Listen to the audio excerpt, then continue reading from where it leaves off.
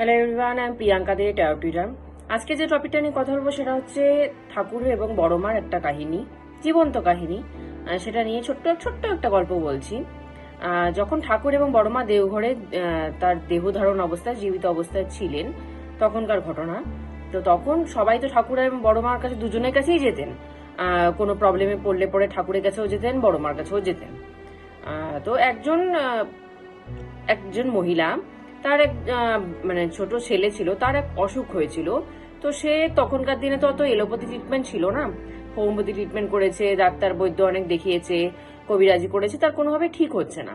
তো সে কি করলো, সে ঠাকুরের কাছে না গিয়ে, সাহস না পেয়ে, সে বড় মা, সে সহকারী ছিলেন, মানে বড় মা রান্নার ক্ষেত্রে, বড় মাকে ঘরের কাজের ক্ষেত্রে বড় মাকে সহায়তা করে দিতেন, মন্দিরেই কাজ করতেন, থাকতেন।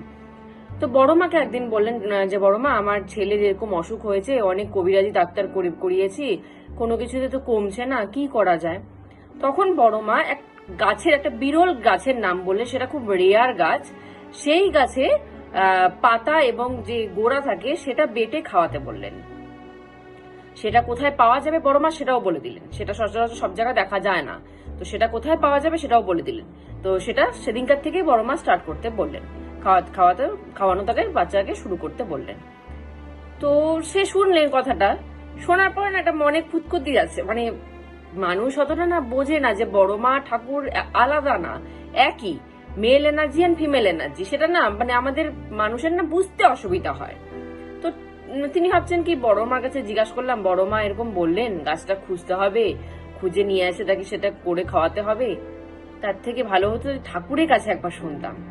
ঠাকুরের কাছে একবার শুনলে সে যদি অন্য কিছু উপায় দিত, সহজ উপায়, কারণ বড় মা যে উপায়টা দিল একটু কঠিন উপায়, গাছটাকে খুঁজে, রেয়ার গাছ, এটা খুঁজে নিয়ে এসে করে খাওয়াতে লাগবে। তো ঠাকুর যদি একটু সহজ উপায় দিত তাহলে সুবিধা হতো আমার পক্ষে, সে সেটা ভাবছে মনে মনে। ভেবে নিয়ে সে ঠাকুর যখন বসেন দালানে, তখন ঠাকুরের কাছে গেলেন। ঠাকুরের কাছে গিয়ে ঠাকুরের কাছে নিবেদন, সেম ভাবে নিবেদন করলেন।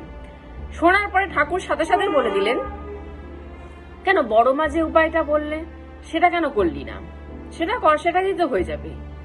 মানে সে অবাক হয়ে গেল শুনে যে বড় মার সাথে তার কথা হয়েছে, আর ঠাকুরের সাথে, ঠাকুর যে কথাটা বললেন, ঠাকুর আর বড় মার মাঝখানে তার মধ্যে কোনো কথাই হয়নি, কারণ ঠাকুরের ঘর আলাদা, বড় মার ঘর আলাদা, সে মন্দিরে থাকতো। এবং সে জিনিস লক্ষ্য করেছে, ঠাকুর সে বড় মার কাছ থেকে শুনে এসে ঠাকুরের কাছে জিজ্ঞাসা করেছে, বেশি টাইমের ডিফারেন্সও না, ওইটুকু টাইমের মধ্যে বড় মার সাথে ঠাকুরের দেখাও হয়নি যে ঠাকুরটা বড় মার মধ্যে তাকে নিয়ে কোনো কথোপকথন হয়েছে, সেটাও কিন্তু নয়। তো সে ভাবছে যে ঠাকুর কি করে জানলেন যে বড় মা আমাকে আমি আগে বড় মার কাছে নিবেদন করেছি, বড় মা আমাকে এটা করতে বলেছে, আমার এটা কঠিন মনে হচ্ছে বলে আমি ঠাকুরের কাছে বললাম, বড় ঠাকুর কি করে সেটা জানলেন? ঠাকুর তো সবই জানেন, মনের কথা, আমাদের মনের তার সাথে জড়িয়ে আছে। তো সে এই তখন বসা অবস্থায় যে সে এটা ভাবছে, সেটাও ঠাকুর বুঝতে পারলেন।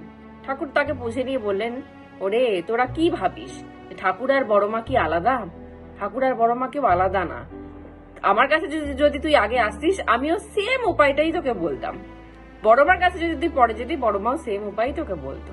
উপায় কোনো সময় আলাদা হতো না, যে আমার কাছে থেকে তুই তাড়াতাড়ি সহজ উপায় পেয়ে যাবি, বড় মা কঠিন উপায় দিয়েছে, এরকম হয় না। তুই যে সলিউশনের জন্যই আসবি না কেন, আমার কাছেও একই সলিউশন পাবি, বড় মার কাছেও একই সলিউশন পাবি, আলাদা কোনো অ্যান্সার তুই পাবি না, একই অ্যান্সার পাবি।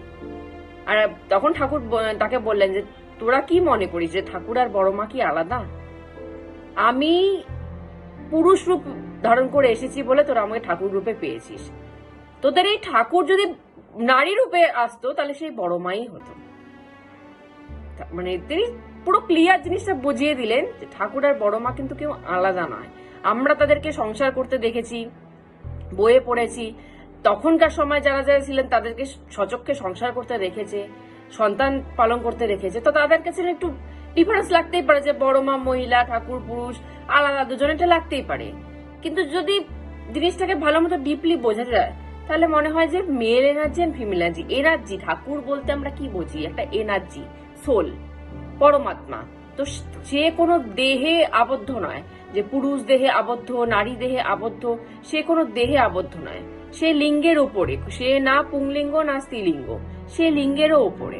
আমাদের মানুষের মধ্যে পুংলিঙ্গ স্ত্রীলিঙ্গ জীব জন্তু পশু পাখি সবার মধ্যে হয়, কিন্তু ঠাকুরের মধ্যে কোনো লিঙ্গভেদ হয় না যে সে এ পুংলিঙ্গ এ স্ত্রীলিঙ্গ, এরকম ব্যাপার হয় না।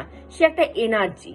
তো সে তার ইচ্ছা হলে সে পুরুষ রূপেও আসতে পারে, তার ইচ্ছা হলে সে নারী রূপেও আসতে পারে, তার ইচ্ছা হলে সে একই সাথে পুরুষ এবং নারী দুজনেই উভয় লীলা করতে পারে, যেটা ঠাকুর এবং বড়মা করে দেখিয়ে গেছেন আমাদের, যে সে পুরুষ রূপেও লীলা করে আর দেখিয়ে গেছেন, নারী রূপেও লীলা করে সে একই টাইমে দেখিয়ে গেছেন যে কিভাবে সংসার করতে হয়, কিভাবে আমাদের সন্তান পালন করতে হয়, সব তারা একসাথে দেখিয়ে গেছেন।